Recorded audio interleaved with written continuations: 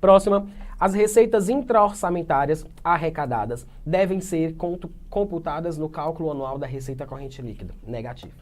Por quê, gente? A gente viu receita intra-orçamentária. E a gente viu que uma das finalidades dela era evitar a dupla contagem. E evitar a dupla contagem entre o remanejamento de recursos dentro do orçamento fiscal e dentro do orçamento da Seguridade Social.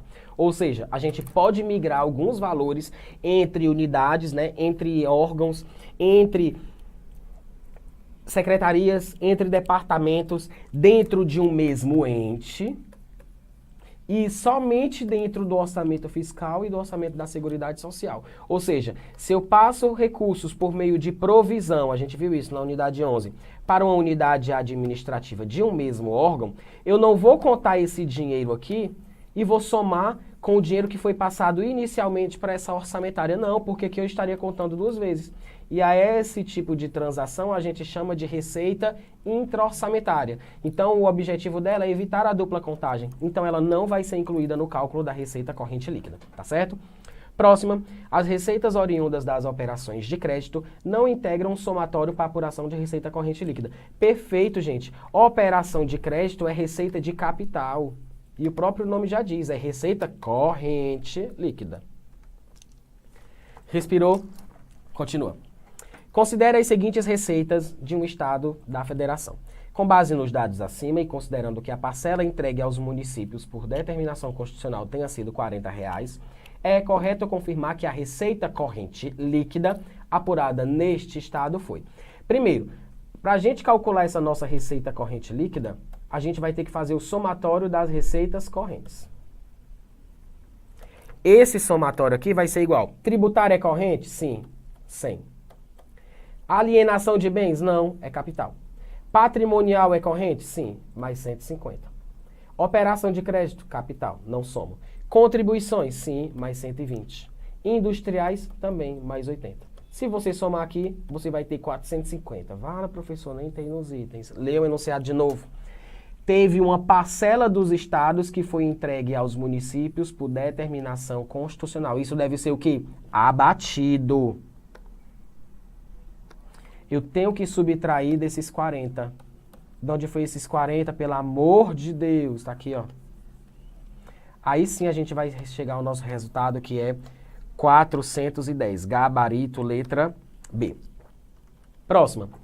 O limite de despesas com pessoal, no caso dos estados, corresponde a determinado percentual das receitas correntes líquidas, cujo valor deve incluir as parcelas recebidas, certo?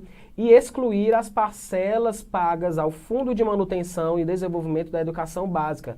É o famoso Fundeb. Está perfeito. Está lá nos artigos 18, 19, tá certo? Tem que deduzir os valores transferidos para o Fundeb. A vinculação legal entre o recurso e o objeto é restrita ao exercício financeiro de ingresso do recurso, sendo desfeita no exercício subsequente. É erradíssimo. Artigo 8º, parágrafo único. Lá diz o seguinte: as despesas que estão vinculadas a determinada finalidade vão ser usadas exclusivamente para aquela finalidade pactuada, independentemente de ser ou não naquele exercício. Então a gente mantém a finalidade mesmo que passe de um exercício para o outro, tá certo? Artigo 8º, parágrafo único. Próxima, o cronograma de execução de desembolso deve ser estabelecido após a publicação da LOA, sendo apresentado em termos mensais. Perfeito, tá onde? Tá no artigo 8º, caput. Isso aqui é aquele cronograma que os poderes, né, o poder executivo, conforme a LRF, ele vai fazer a programação financeira e o cronograma mensal de desembolso. Gabarito, certo. Próximo. Nas situações em que houver frustração de receitas e ficar evidenciado o não cumprimento das metas de resultado primário e nominal, você já vai lendo, limitação de empenho. É isso mesmo, você vai absorvendo com repetição das questões. Estabelecidas em instrumento de transparência na gestão fiscal, os empenhos e a movimentação financeira deverão ser limitados. Perfeito, está no artigo 9º da LRF. Limitação de empenho. Próxima. Se a União for condenada em ação judicial de indenização mas a sentença correspondente ainda não tiver transitado em julgado no momento da elaboração da LDO, deverá o valor da ação ser incluído no anexo de riscos fiscais. Perfeito. Por que ele não falou em LOA, pessoal? Porque o anexo de riscos fiscais pertence à LDO. Artigo 4º LRF. É muito bom, né? Quando você mistura os assuntos tudinho, tá ótimo. Próxima.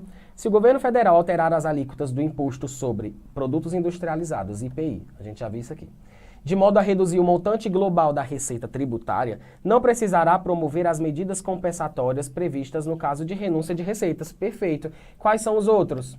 Imposto de importação, imposto de exportação, o IPI e o IOF. Considere-se que, para garantir a atratividade econômica de certa rota de transporte terrestres interestadual, o governo federal pretende conceder benefícios de natureza tributária, resumindo, renúncia. Benefício, ó. Lembra do nosso Brasil lá? Benefício, remissão, anistia, subsídio e isenção, tá certo? Professor, que diabo é isso aqui? É aquele demonstrativo regionalizado de efeito sobre renúncia de receitas. Isso aqui acompanha o projeto de lei orçamentária anual.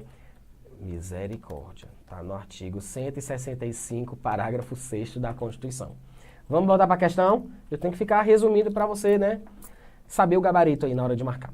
Considere-se, para garantir a atratividade econômica de certa rota de transporte terrestres interestadual, o governo federal pretende conceder benefício. Aí eu já fiz toda a explicação do benefício, tá certo? De natureza tributária ao vendedor do leilão de concessão da rota em questão. Nessa situação hipotética, não será necessário incluir no projeto de lei orçamentária anual, ou seja, no PLOA, ele está dizendo que não vai ser necessário eu fazer isso aqui. Claro que é errado. Eu tenho que fazer esse demonstrativo. Aí ele diz o seguinte: nessa situação, não será necessário incluir no projeto de lei orçamentária o impacto regionalizado sobre as receitas e as despesas oriundas do benefício, mas somente a previsão global do impacto negativo. O projeto de lei orçamentária anual vai compor também, né, vai ser acompanhado desse demonstrativo regionalizado de efeito sobre o Brasil. Isso aí vocês já viram, tá? Errado. Próxima. Suponha que a União pretenda reduzir a zero a alíquota do imposto, de novo, ela adora o IPI, né, gente? Incidente sobre eletrodomésticos e utensílios na cozinha. Nessa situação, não será necessário demonstrar que a renúncia foi considerada na estimativa da receita da LOA, nem efetuar medidas de compensação. Claro, quando a gente fala daqueles 4 tipos de impostos, né? São os impostos extrafiscais, não precisam fazer aqueles requisitos da renúncia de receita. Tá certo? Próxima. Coube a LRF estabelecer normas gerais de direito financeiro. Parei de ler. Não é a LRF. Lei 4.320. Normas gerais de direito financeiro. Próxima. Os objetivos das políticas monetária, creditícia e cambial devem ser apresentados no projeto de lei orçamentária anual. Negativo. Eles vão compor um anexo específico. E esse anexo específico está dentro da LDO. Percebam, gente, que são questões de 2018, tá certo? CESP adora pegar conceitozinho inicial lá da LRF, tá bom? Por isso que eu falo lá no início. Norma Geral de Direito Financeiro, Lei 4.320. Responsabilidade na gestão fiscal, aí sim, LRF, tá bom? Então, essa da próxima aqui está errada. Para a renúncia de receitas concedidas na modalidade anistia a contribuintes que tenham suprimido o tributo até o valor de 10 mil, não se exige que o valor seja compatível com a LDO ou que a renúncia de receitas seja objeto de compensação. Gente, a LRF em nenhum momento falou sobre valor. Ela fala em despesa considerada irrelevante nos termos da LDO. Mas ela não disse que valor era esse. A LDO de cada ano vai dizer qual é o valor, tá certo? Então é por isso que o gabarito está errado. Aqui é a mesma, tá? As mesmas questões, foi o slide repetido. Se um órgão público alienar edifício de sua propriedade, os recursos obtidos com essa alienação, bem como a destinação desses recursos, devem ser demonstrados em anexo próprio da LDO. Perfeito. Isso aqui vai estar no anexo de metas fiscais da LDO, que tem que ser comparado, inclusive, nos 3 últimos anos. Próxima. As transferências recebidas de outros entes não integram a receita corrente líquida. É errado. Integram sim. Transferência corrente, gente, é uma receita corrente. Então ela integra. Próxima. Aos cancelamentos de débito cujo montante seja inferior aos respectivos custos de cobrança, não se aplicam as regras exigidas para a renúncia de receitas previstas na LRF. Perfeito. Falei disso, né? Aquela história lá do seu coleguinha tá te devendo R$10 e você vai lá no Facebook e manda a cobrança para ele. Só encher sua cabeça. Não vale nem a pena esses R$10, tá certo? É isso aqui que a questão tá falando, tá bom? Gabarito certo. Professor, não acaba mais não. Eu ainda tô na metade da LRF, mas ainda vamos resolver todas, tá? Como é rapidinho, questões CESP. Próxima. A criação de ação governamental que acarrete despesa pública será acompanhada de estimativa do impacto orçamentário financeiro no exercício em que deve entrar em vigor e nos 2 subsequentes. Perfeito.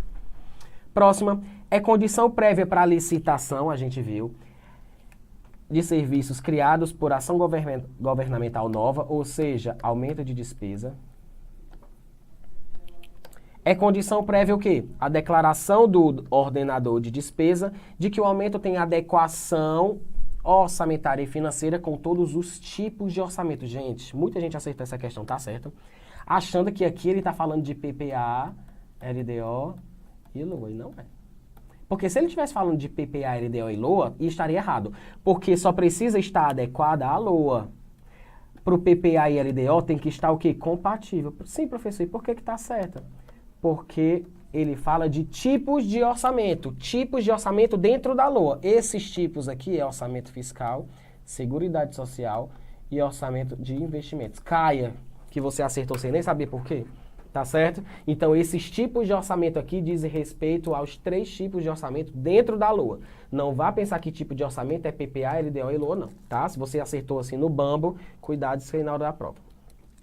Próxima. É obrigatória e de caráter continuado a despesa corrente, perfeito, cuja obrigação de execução legalmente regulamentada supere 2 exercícios. Maravilhoso, né? Próxima. Considera-se obrigatória e de caráter continuado a despesa corrente derivada de lei, medida provisória ou ato administrativo normativo que fixem para o ente a obrigação legal de sua execução por um período superior a 2 exercícios. Perfeito. Próxima. Nos estados, admite-se a majoração ou criação de tributos, bem como a elevação de alíquotas, para custear despesas criadas por lei e que devam ser executadas ao longo de um período de 3 anos. Perfeito, é uma DOC. Lembram que nas DOCs, a compensação pode ser feita tanto pelo aumento de receita, como pela redução de despesa.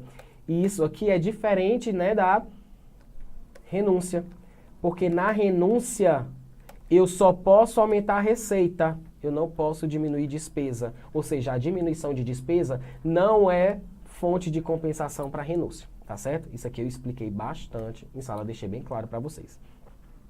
Considera-se aumento permanente de receita para os fins de compensação do aumento de despesa a concessão de crédito presumido. Gente, crédito presumido, isso aqui tem caráter não geral. Isso aqui, gente, é caso de renúncia de receita. Ele diz que é aumento de receita. Não, é renúncia. Pelo contrário, erradíssimo. Próxima, os limites das despesas de pessoal dos tribunais e juízes do trabalho, obedecidos ao teto global de 6% da receita líquida da União para o Poder Judiciário, corresponde à proporção média que representava nos períodos de 97 a 99 no âmbito do Judiciário. Preste atenção nisso aqui. Lembram que nesse módulo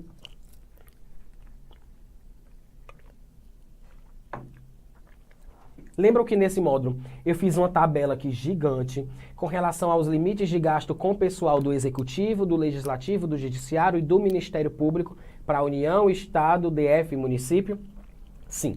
Aqueles valores lá, gente, que tem que somar 50 para a União e 60 para os estados e municípios, não foram aleatórios não, aqueles valores daqueles quadros. Aqueles valores foram baseados numa média aritmética calculada nos últimos 3 anos antes da publicação da nossa LRF, que é do ano de 2000. Então a questão está certa, né, professor? Porque ele diz que corresponde a uma proporção média que representava no período de 97 a 99, ou seja, 97, 98 e 99. Os 3 últimos anos antes de 2000. No poder do judiciário. Tá quase tudo perfeito, gente, mas tá errado.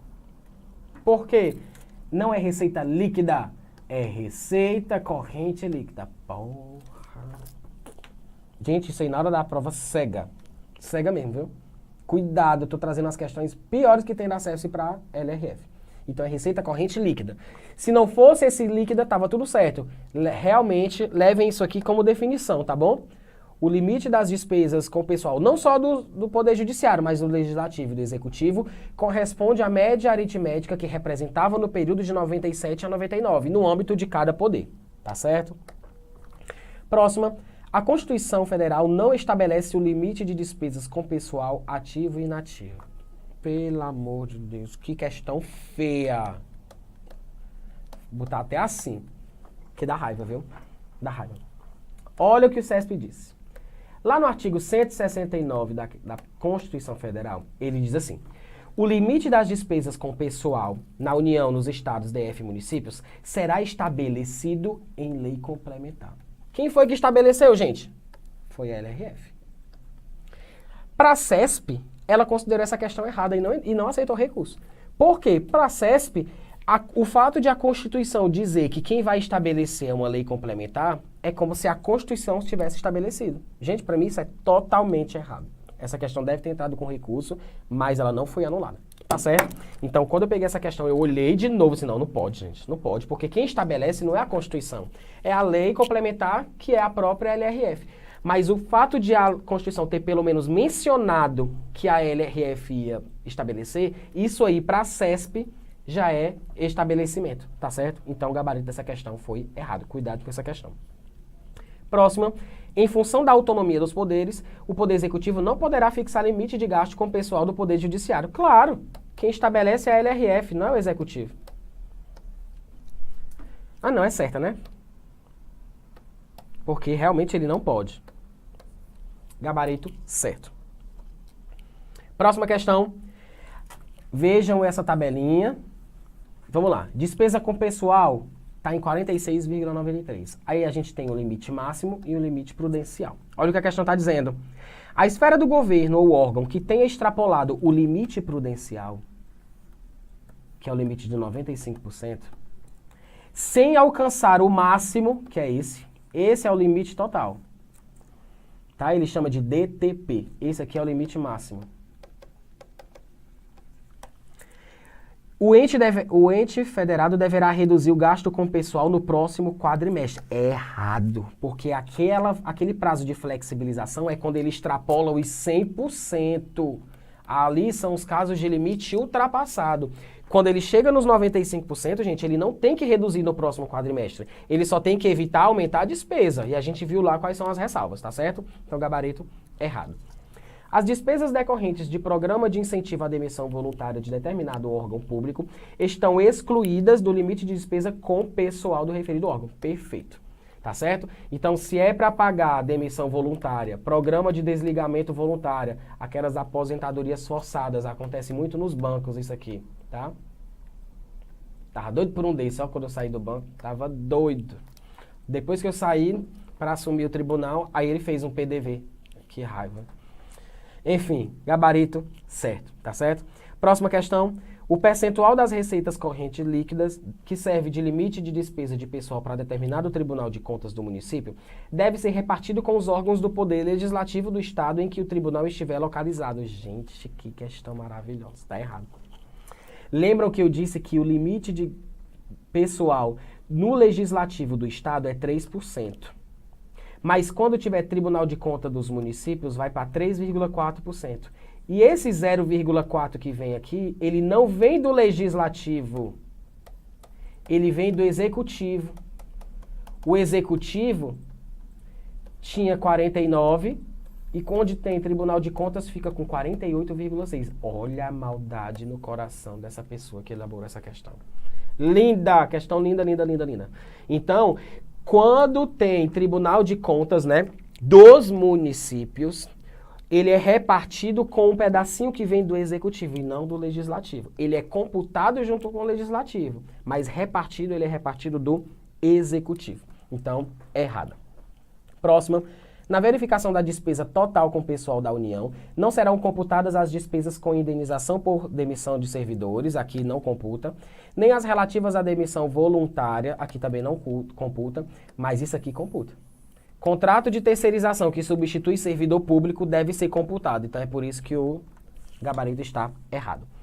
Próxima, sempre que a despesa total com o pessoal exceder o limite prudencial, a União fica proibida de conceder vantagem, aumento, reajuste ou adequação de remuneração. Contudo, poderá fazer admissão ou contratação de pessoal das áreas de educação, saúde e segurança, a título de reposição em virtude de aposentadoria e falecimento de servidores, ou falecimento de servidores. Gente, quase tudo certo, só não por causa desse sempre. Porque ela pode se decorrer de sentença judicial, tem lá, coloquei no mapa, coloquei na explicação, volta aí. Sentença judicial ou despesa de caráter contratual. Tá certo? Errado. O governador de um estado brasileiro que não tenha submetido suas contas ao Poder Executivo da União no prazo estabelecido será impedido, até que a situação seja regularizada, de receber transferências voluntárias e contratar operações de crédito, incluídas aquelas destinadas ao refinanciamento da dívida. Não, porque tem que excluir. Se for para destinada ao refinanciamento da dívida, eu posso sim pegar autorização de operação de crédito, mesmo que eu não tenha submetido as minhas contas. Então, errado. Deveria ser excluídas. Próxima. Os estados e municípios somente poderão receber transferências voluntárias da União se em seus orçamentos incluírem a dotação destinada à contrapartida. Perfeito, artigo 25 da LRF. A transferência, entre entes da federação, de recursos destinados ao SUS é exemplo de transferência voluntária. Não, isso aqui é justamente a exceção. Nem pode ser destinada ao SUS e nem pode ser destinada à transferência constitucional, tá certo? Próxima, os municípios que não instituírem taxa municipal de iluminação pública, bem como os que não a tenham previsto em seus orçamentos e não estejam arrecadando, estão proibidos de receber transferência voluntária. Não é taxa, que é imposto. Tá certo? Taxa, gente, ele não vai ficar proibido. Ele só vai cometer aí uma falha moral, né? Ele só vai atentar contra o princípio da responsabilidade da gestão fiscal. Então aqui tá errado. Aqui é para ser imposto. Deixei isso bem claro na hora da explicação. Sabia que ia cair. Próxima. Os estados ficarão impedidos de receber transferência voluntária caso não encaminhem suas contas ao Poder Executivo da União nos prazos estabelecidos na LRF. Certo, mas tomem cuidado com esse tipo de questão. CESP considerou certo e não levou em conta as exceções, porque a gente tem exceções na áreas de educação, saúde e assistência social. Então, dica CESP, né? Você não pode levar em consideração as exceções se ele for omisso, tá certo? Próxima. Apesar da previsão de disponibilização em tempo real das informações relativas à execução orçamentária e financeira, o conhecimento sobre a aplicação de recursos públicos por parte da sociedade fica prejudicado devido à fixação de prazo de até 1 ano. Eita, para que a União torne públicas. Gente, a gente viu lá no artigo 48A que tudo isso tem que ser disponibilizado em tempo real. Então, era para estar errada essa questão. Questãozinha de 2017, essa questão era para estar errada. CESP considerou certo. Caia na calcaia. Caia na calcaia que o CESP considerou certo. Porque abra aí o artigo 73B. Tá lá nas disposições transitórias. Disposições transitórias. Lá nas disposições transitórias, gente, ele fala que quando a lei foi criada, ela teve um prazo de até 1 ano para a União poder fazer essas publicações do artigo 48. E foi dali que a CESP tirou a questão. Olha a sacanagem, gente. Gente, é um corno. Uma pessoa que fala uma questão dessa. É um corno, com certeza. Estamos terminando, gente. Exausto, né? Vamos lá. Os demonstrativos da receita corrente líquida e do resultado nominal e primário devem constar no relatório de gestão fiscal. É errado. Deve estar no relatório resumido de execução orçamentária. Nas previsões da receita, caso ocorra erro técnico na elaboração do orçamento, será possível ao Poder Legislativo reestimar a receita. Claro, e só cabe ao Poder Legislativo fazer essas reestimativas em caso de erro ou omissão de ordem técnica.